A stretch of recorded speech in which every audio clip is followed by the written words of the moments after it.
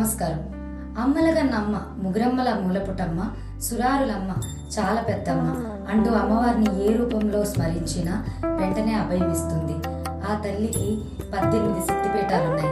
అందులో ముఖ్యమైనది పిఠాపురం పురుహూతికా మాత ఆలయం.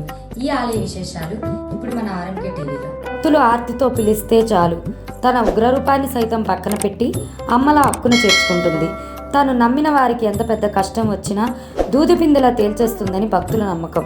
అలాంటి అమ్మకు నెలవైంది అష్టాదశ శక్తిపీఠాల్లో ఒకటి పిఠాపురంలో కొలువైన పురుహూతికా అమ్మవారి ఆలయం. ప్రసిద్ధ శైవ క్షేత్రాలన్నింటిలో తూర్పుగోదావరి జిల్లా పిఠాపురంలోని పాదగయ క్షేత్రం విశిష్టమైనది. దక్షిణ కాశీగా విరాజిల్లుతున్న ఈ క్షేత్రం ఎన్నో ప్రత్యేకతలకు నిలయం. అష్టాదశ శక్తిపీఠాల్లోనూ దశమ శక్తిపీఠం ఇక్కడే కొలువై ఉంది. స్వయంభూ దత్తాత్రేయుడి జన్మస్థలం కూడా ఇదే. ఆయన అవతారంలోని శ్రీపాదవల్లభుడు కుక్కటేశ్వర స్వామి కూడా ఇక్కడ కొలువై ఉన్నారు. వ్యాస మహర్షి తన శిష్య బృందంతో ఈ క్షేత్రాన్ని దర్శించుకున్నట్లు స్థల పురాణాలు చెబుతున్నాయి. ప్రపంచంలోనే ఆధ్యాత్మిక క్షేత్రాలన్నీ ఇక్కడే కొలువయ్యాయా అన్నట్లు ఉంది ఈ పిఠాపురం అని శ్రీనాథుడు ఈ ప్రాంతాన్ని అభివర్ణించినట్లు భీమేశ్వర పురాణం తెలియజేస్తుంది. దక్షుడు నిర్వహిస్తున్న యజ్ఞంలో తన భర్త అయిన శివుడికి జరిగిన అవమానాన్ని సహించలేని సతీదేవి ఆ యజ్ఞవాటికలోనే ఆత్మాహుతి చేసుకున్న పక్షాన కోపాదృప్తుడైన శంకరుడు యజ్ఞాన్ని భగ్నం చేశాడు. భార్యపై ఉన్న అనురాగంతో ఆమె మృతదేహాన్ని భుజంపై వేసుకుని విలయతాండవం చేశాడు మహేశ్వరుడు. లయకారకుడైన ఆయన తన కార్యాన్ని నెరవేర్చకపోవడంతో భూభారం పెరిగిపోవడమే కాకుండా రాక్షసుల తాకిడి ఎక్కువైంది.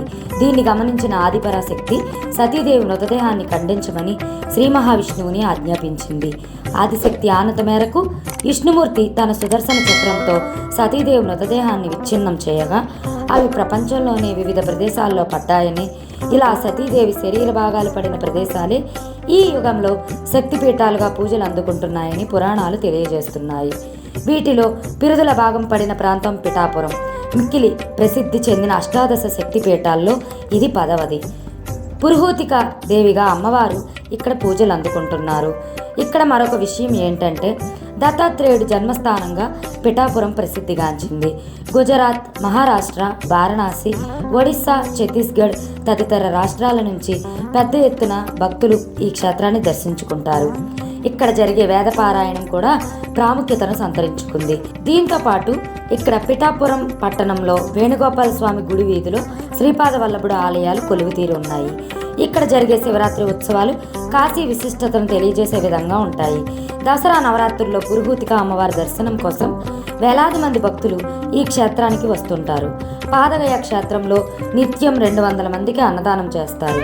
అలాగే దుర్గామాలాధారణ చేసిన భక్తులకు ఇక్కడ భోజన సదుపాయం ఉంటుంది.